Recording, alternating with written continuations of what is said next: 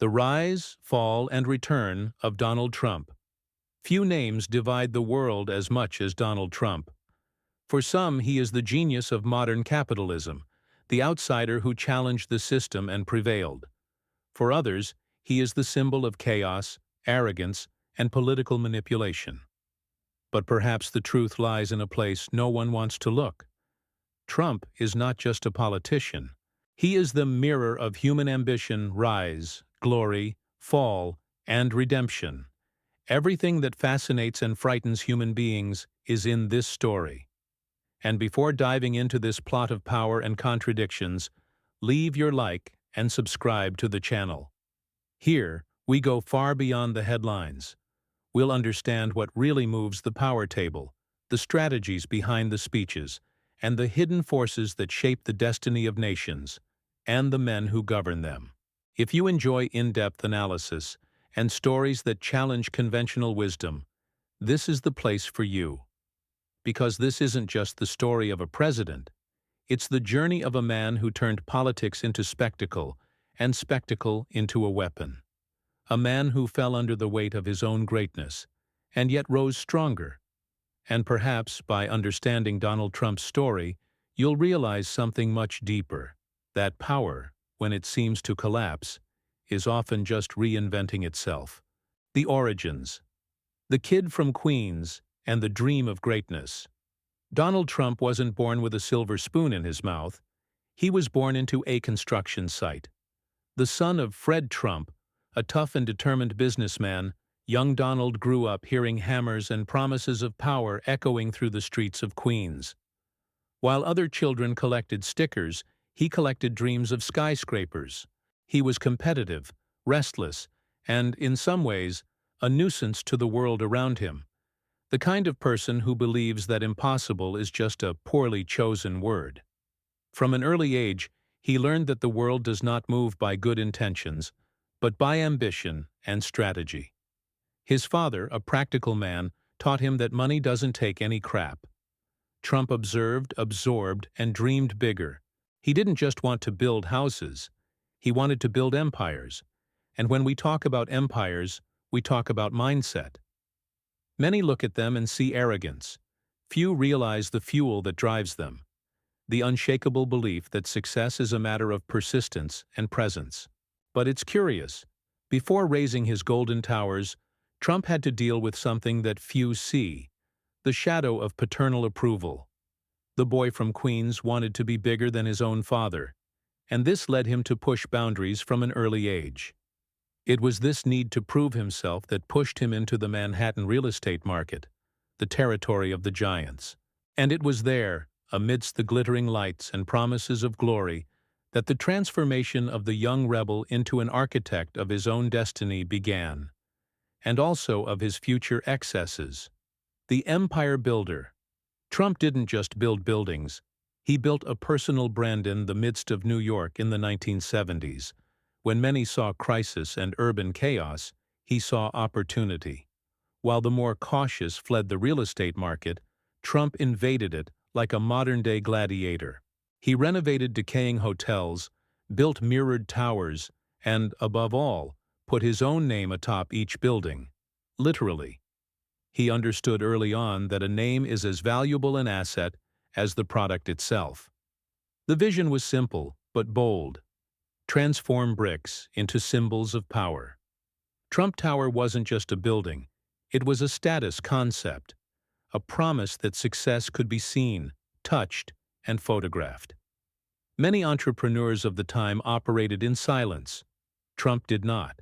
He spoke loudly, grabbed headlines, and exuded confidence. And here's the lesson. Success sometimes is more about being perceived than about being discreet. He dominated the business stage as if he were already rehearsing for something bigger. But every empire has its price. The exposure made him the target of criticism, envy, and, of course, impossible expectations. But for Trump, each obstacle was a mirror reflecting the scale of his ambition. He didn't build to please. He built to remain. And it's curious to think that, while he was erecting buildings, he was also erecting something invisible, his public persona. the one that, years later, would leave the world speechless by transforming financial power into political power. The showman and the marketing genius. Before he was president, Trump was a character, and one of the most remarkable. He understood something that few business people realize. It's not enough to be rich.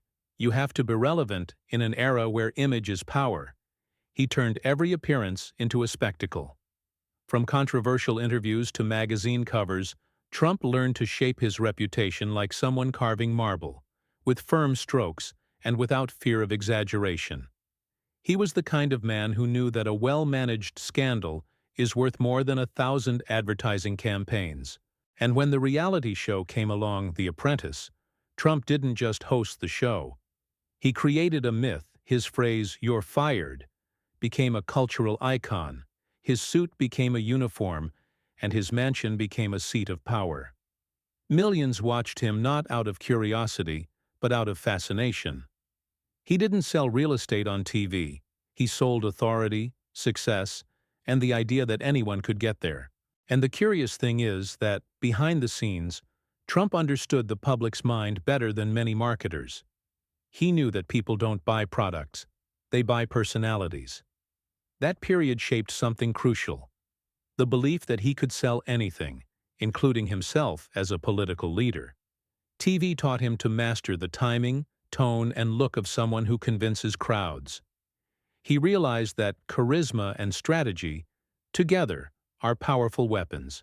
And so it was that, amidst spotlights and catchphrases, the businessman began to prepare, perhaps without realizing it, for the biggest stage of his life, the political arena, where the game would be much more unpredictable. Entering politics, the outsider who became a storm. When Donald Trump announced his candidacy, the world laughed. He was the television billionaire, the tycoon of golden towers, the man of controversial phrases. Few took him seriously, and that's precisely why he won. Trump understood the power of the unlikely. In a political landscape saturated with rehearsed speeches, he arrived raw, direct, and defiant. He spoke like the people, but thought like a strategist. And there, the showman became a phenomenon. His speech was a mix of provocation and promise. While traditional politicians sought to please everyone, Trump targeted those who felt forgotten: the worker, the patriot, the common man tired of the political elite. He exchanged the language of pundits for the language of the street, and it was this calculated simplicity that transformed him into a symbol of rupture. "Make America Great Again" wasn't just a slogan. It was a collective cry of dissatisfaction, packaged in a red cap. But something deeper was happening. Trump was changing the very fabric of the political game. He used social media as a battlefield, turning every tweet into a global headline. It was there that his strategy took hold. Politics was no longer about consensus, but about attention, and whoever dominated the attention would dominate the power. Little did their adversaries know that this outsider storm was still far from dissipating. The victory that shook the world. In the early hours of November 8, 2016, the impossible happened. Against all odds, Donald Trump won the United States presidential election. Analysts, journalists, and even foreign leaders seemed incredulous. This wasn't just a political victory. It was a cultural earthquake. Trump had proven that a narrative, when well constructed, can be more powerful than any partisan structure. He didn't win because he had more allies. He won because created an army of belief around the idea of change. His rise to power was a lesson in collective psychology. He understood what moved people: fear, hope, and the desire to be heard. While other candidates talked about public policy, he talked about national identity. And for millions of Americans, that was enough. His direct speech, his firm gestures, his defiant tone, everything about him seemed to embody rebellion against the establishment. Trump's victory wasn't just his. It was the victory of a public that had felt invisible for decades. But every grand victory carries the seed of crisis.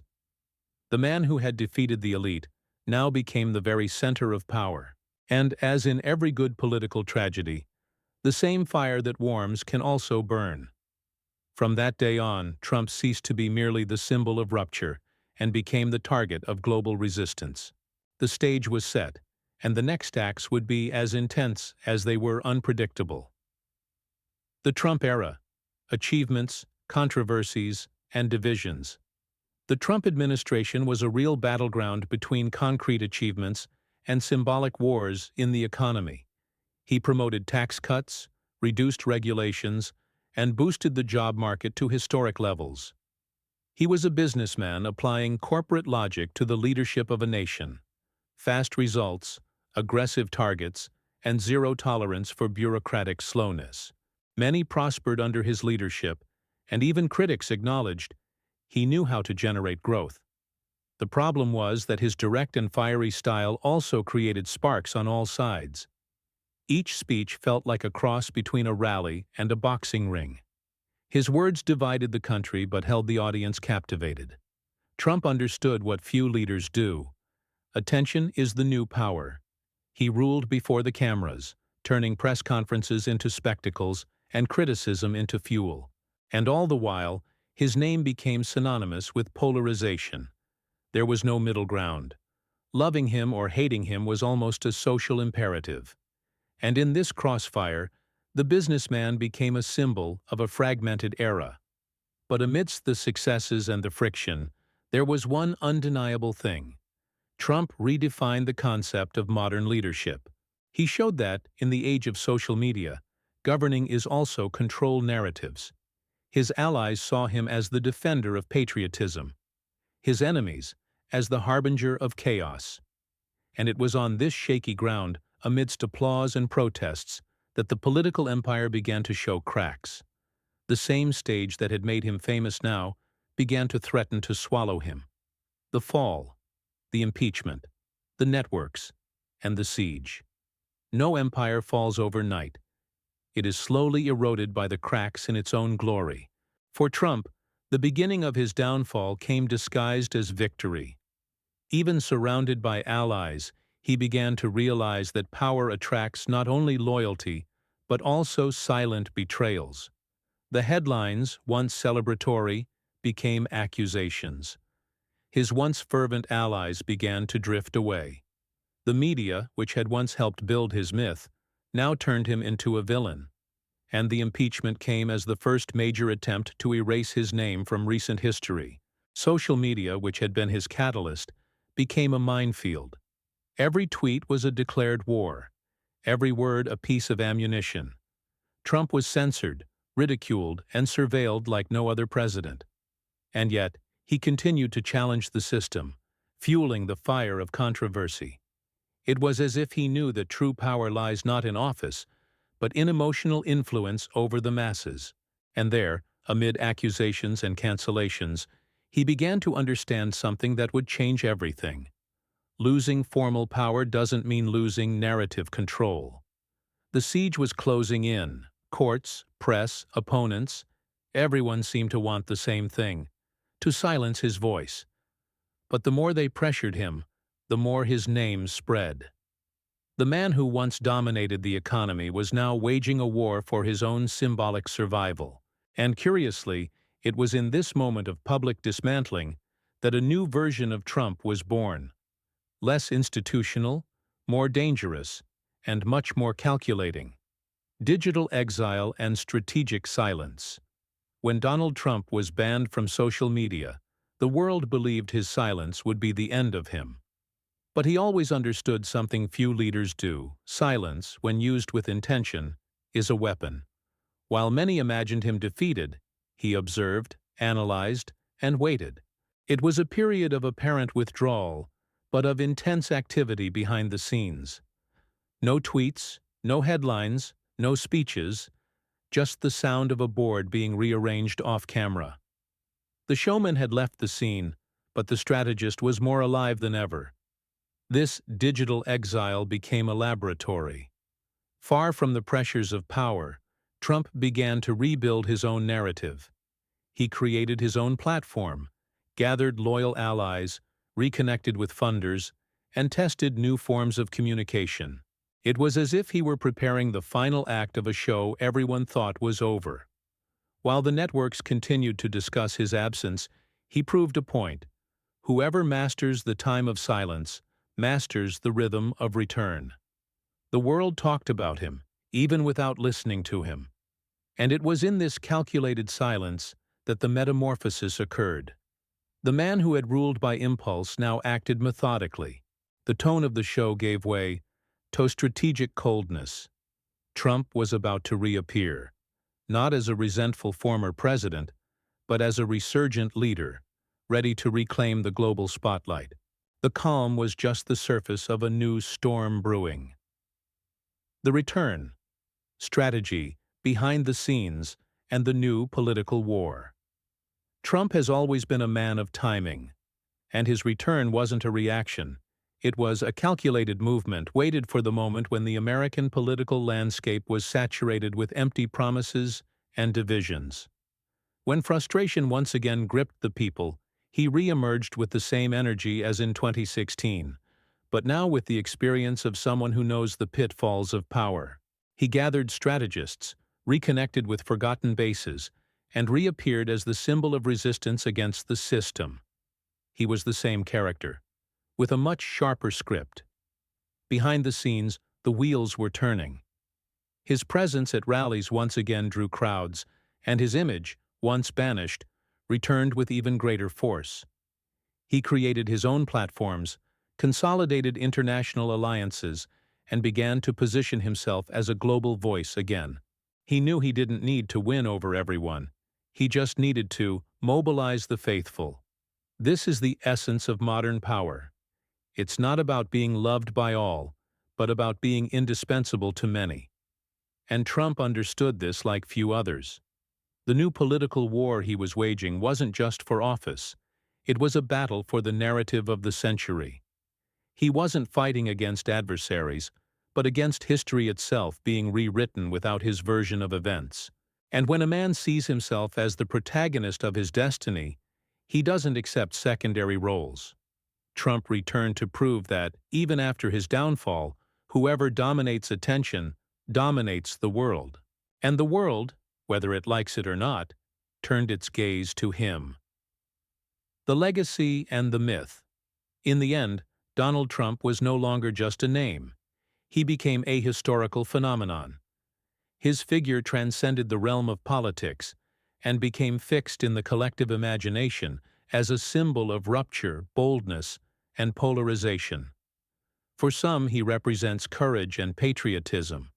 For others, he reflects everything that is wrong with modern power. But either way, it is impossible to ignore him. And perhaps that is precisely what sets him apart. He didn't seek to be loved. He sought to be unforgettable. Trump's legacy is ambiguous, and that's what makes it fascinating. He showed that charisma can challenge institutions, that communication can overcome structures, and that public opinion, when well directed, is more powerful than any Congress. He was a leader who exposed the flaws of the American system itself, and paradoxically grew stronger from them. His name became synonymous with an era in which politics became spectacle, and spectacle became a weapon. Today, the myth remains.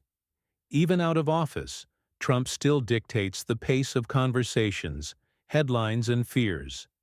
It's as if the world doesn't know how to exist without reacting to him, for better or worse. And while some try to bury him in history, others treat him as a prophet. Perhaps this is the true triumph. When a man manages to transform his trajectory into a living legend, power ceases to be political and becomes eternal. The cycle of power never ends. In the end, Donald Trump's story is more than political. It's a mirror of human ambition. He showed that power isn't given. It's built, lost, and reconquered. It showed that narrative is stronger than office, and that those who understand the public control their destiny. The question remains, has the world truly freed itself from Trump, or has it simply learned to live in his shadow? And if you look closely, you'll realize this story isn't just about him. It's about all of us. Every time someone tries to prove their worth, challenge the system, or fight to be heard, they relive the same battle on a smaller scale. The difference is that not everyone has the courage to face their own collapse and reinvent themselves in front of the cameras. What Trump did, with all his excesses and contradictions, was remind the world of something simple. No one disappears when they still have a story to tell. Now I ask you, what would you do if you'd lost everything and still had a chance to come back? Would you fight again? Would you remain silent? Or would you rewrite your own destiny? Comment below with your perspective on this journey. And if you want to continue understanding the gears of power, like the video, subscribe to the channel and turn on notifications, because the next chapter of this story you won't want to miss.